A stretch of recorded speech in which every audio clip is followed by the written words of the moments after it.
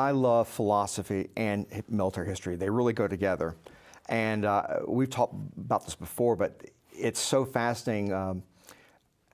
Before World War II starts, there's a reason why fascists and progressives loved airplanes and tanks. And it's interesting, so bear with me for a minute. Let me take you back to days of Plato, okay? Interesting. Yeah, take back days of Plato, and Plato said there's really two worlds. There's the world we live in here, and there's a world above us, superior. And so let me give you an example of this. Now, before you world above it, was that heaven to them, or like the gods, or what did that mean? Well, Christians would call it heaven. He called it a world of forms. And let me give you an example of practically what it means. Let me show you about your Platonic side. You ever had a hamburger and you eat it and you're like, oh, that's so good. It's almost perfect. But it's not perfect. It's almost there. See, Plato would say there's actually, in this world of forms above us, that there is an actual concrete hamburger. It's floating. It's actual mere perfection. And what you're having is a shadowy reflection of it with imperfections. So take this idea that there's a superior realm with superior knowledge, and down here we're distracted by the imperfections. The fascists would say, you know what? That's true of mankind. You see, most people to the fascists were dumb. They're the masses. They're interested in these things around.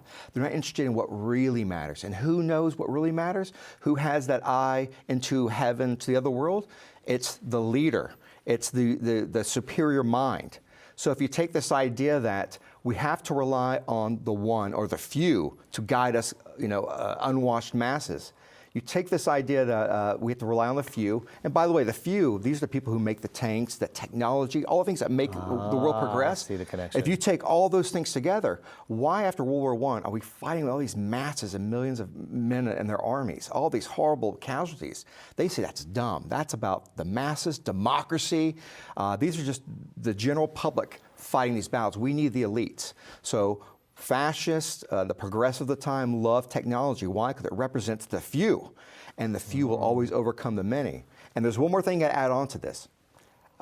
Crowd control, psychology, became a real important element during the early 20th century. And if you've ever seen some of these westerns, you got the town folk come and they want to hang the local criminal. The sheriff comes out, and it's a big mob, but the sheriff's like, Joe Smith, what the hell are you doing? Get back home. Does your wife know you're here?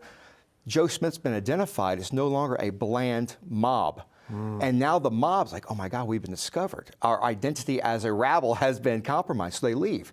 So if you take the idea of having a few with the latest technology and focusing on creating ripple effects, psychological ripple effects. Do you find that then in great military leaders of the past? Can you draw very specific connections to certain top-level generals that have been, credited with winning wars and battles, and relate it back to that kind of personality?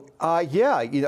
There's a famous battle, Alexander the Great, when he fought at Gaugamela, and that's 40,000 Macedonians versus 250,000 Persians.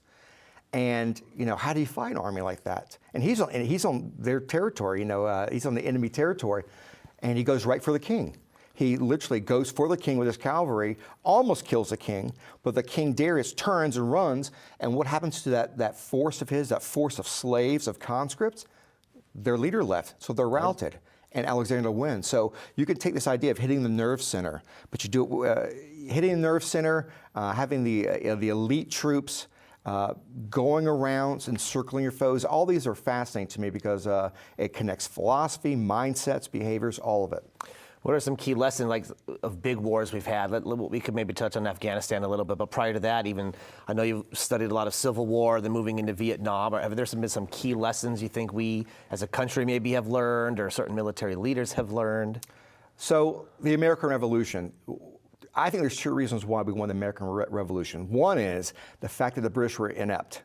It was really their war to win. And at the very beginning, was it General Howe and Gage, they actually had a great strategy, and they didn't work together. And they allowed the Americans to live on. The other factor was George Washington. George Washington lost more battles than he won as a general, but he was a moral force. And it was really his leadership played a strategic role in success. So that's the American Revolution. I'll give you one more, the Civil War. Civil War is a fascinating war. It's one that there's thousands and thousands of books written on, but I don't think a lot of people know it.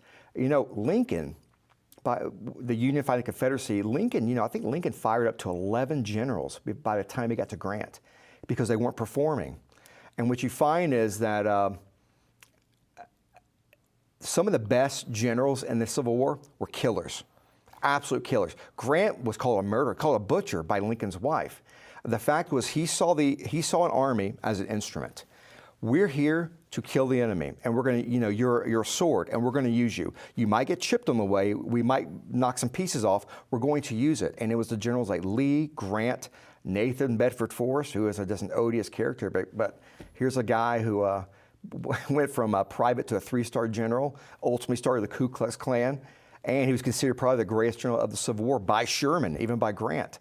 So there's so many characters, but the fact is, some of the best generals of the war, especially Sherman, they treated the army, the military, as what it should be. It's a force for killing people and breaking things. It's not a social work. That's true. Organization. They were there to build roads. And maybe even back, nation building, maybe even back then, just because the lack of technology, it was more. I don't want to say it's more brutal than today's wars, but we fought differently, strategy, tactics on the ground level, kind of like two, armies on a battlefield, forward march, let's go kill each other. You had to have that killer mentality at every level in you to succeed. Yeah, you did. In fact, you mentioned the brutality of it. If you've seen those lines of soldiers, people shoulder to shoulder, that really goes back to the days of Napoleon. And the reason why is the weapons they use, the muskets, they might be effective up to 100 to 200 meters, that's it. But by the time, and what you gotta do is you had to mass people so you can mass your rounds into the enemy to create huge damage. But by the time the American Civil War happens, they actually have rifled muskets. And instead of 200 meters, effective up to 500. So they would mass their men and try to fight the ways Napoleon did, and they would just get bloody massacres. That was kind of the SOP at the time. That's what they knew. Well, that's what they knew, and that's what they knew. In fact, it's been said that American generals had a copy of Jomini. Jomini was a French military philosopher, and he really wrote the playbook. But he's the one who was really describing Napoleon. So, yeah. And one more thing about the Civil War, which is fascinating. Up to I think even past Gettysburg, a lot of the strategic objectives were physical. We have to capture this town. We got to capture this river. We have to capture this physical, tangible thing. Bridge. Right.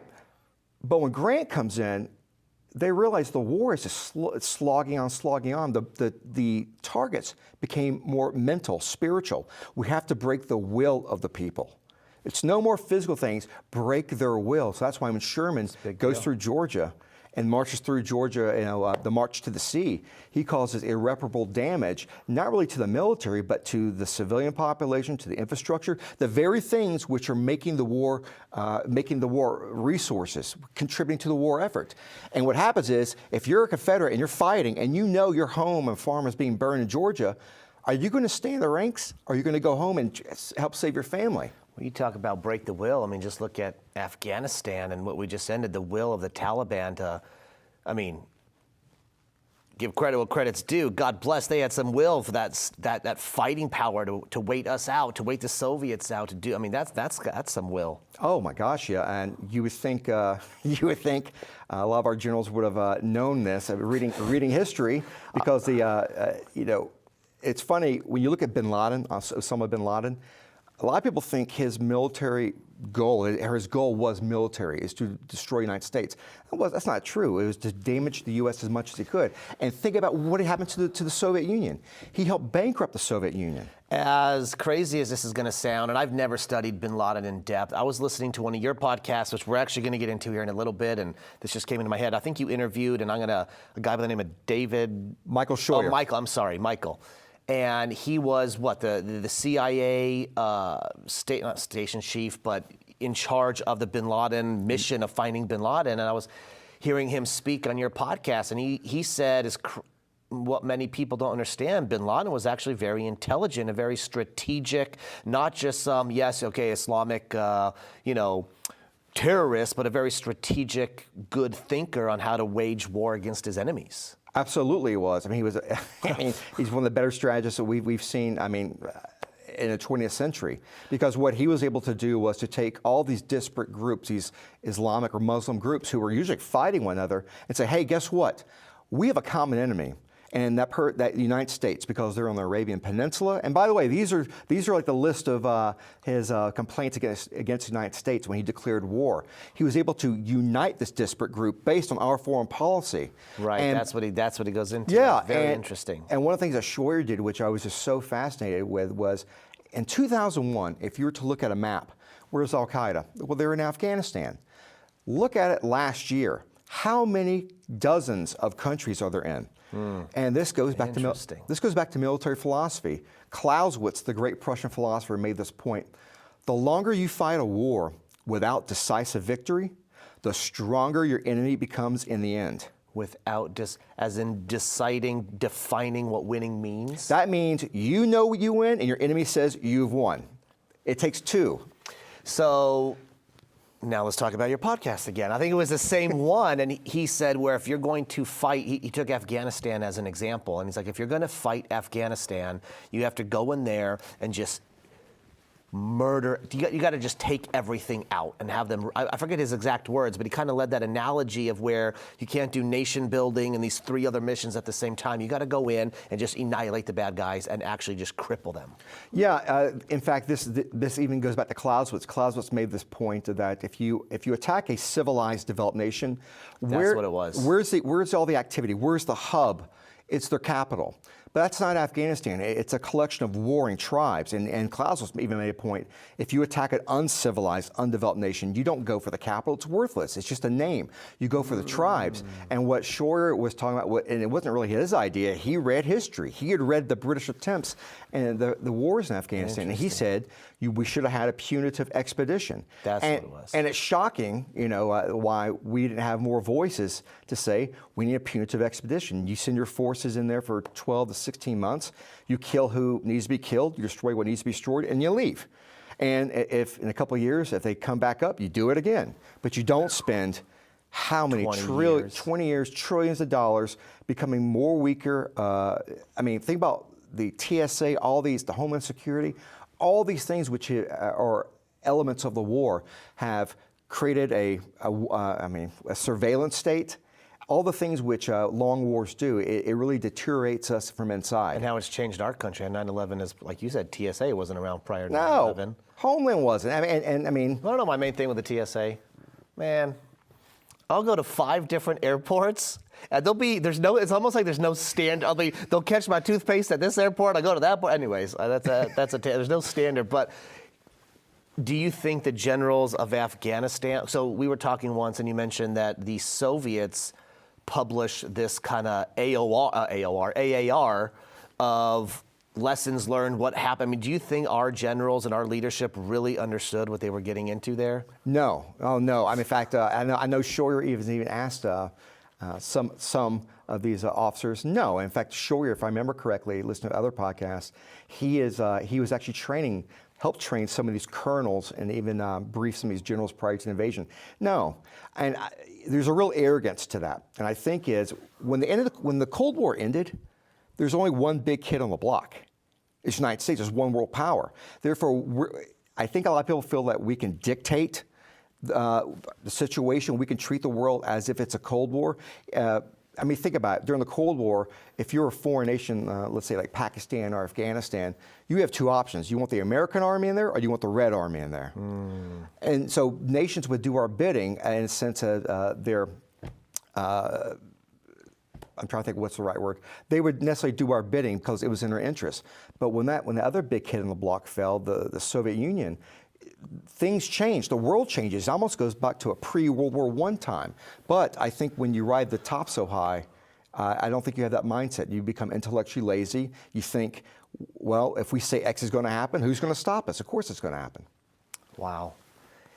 What kind of sum up this military conversation? Any kind of parallels between Afghanistan and Vietnam you can pull from? The one thing that I can think of is Vietnam. There are many reasons why we went to Vietnam, especially at a strategic level. But the United States Army was it was an army made to fight on the battlefields of Germany. Mm-hmm. And you got to remember this about Vietnam. Who was the main enemy? It's the Soviet Union.